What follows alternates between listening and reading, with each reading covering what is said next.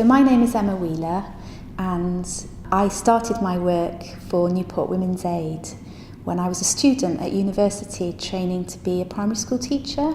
That was in 1991, and I was looking for a summer job, and I found an advert for a play worker to work with children and mothers living in refuge and working with them through the school summer holidays.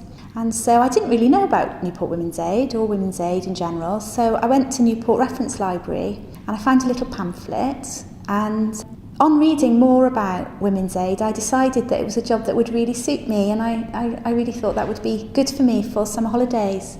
So I went along, applied, and I worked with Women's Aid then for the next 3 summers. So I did the play scheme for 3 years and I never really left. Newport Women's Aid had a collective management structure at the time, so they didn't have a boss. Everybody collectively made decisions. So there were paid workers, there were volunteers, and there was a management group, and there were trustees in that group. So I became a member of the management committee. People were coming out of their family life, so there was trauma. People were really anxious, quite often unhappy, even though they'd found freedom from an abusive relationship. Life was tough. They were homeless, really, and they had children who wanted to see their fathers and didn't understand the complexities of how their family had become an unsafe place to be. So it was quite complex work, really. I thrived on that because I've always been interested in health and well-being from a psychological perspective as well.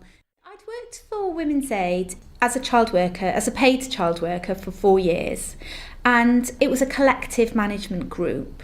And it wasn't therapy, but it was a group that was therapeutic, and we helped the children to think about their thoughts and feelings around what had happened to them and their family.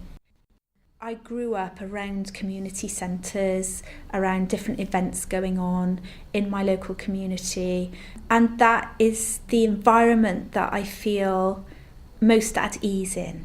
And so my work in Women's Aid fulfilled that. It's more of an informal environment, and I suppose again, thinking about philosophies, I'm quite driven by informal education ideas of helping people to identify what their needs are, encouraging people to come together and find similarities, commonalities, and together find ways that they can make their situations different, but not by somebody else coming in to do that for them, but as a group, as a collective, and that involves political action as well. The idea of community and working together, that is something that I really enjoy being around in those kinds of environments. In Women's Aid, it was quite a dynamic place to be. The collectiveness of how we work together to make the charity work, the working together and coming to decisions together was really important to us. That held us in place, really, because we had to have arguments. Decisions took a long time. Where you have one boss making the decisions, it's reasonably straightforward.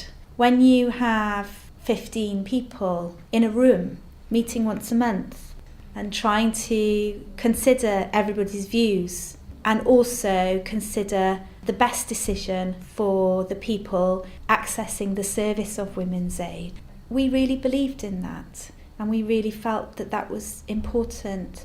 It was a message, really, in, I suppose, fighting against systems of power and control, which is the issue that Newport Women's Aid were working with. It was helping women to take control of their lives and to not be bullied.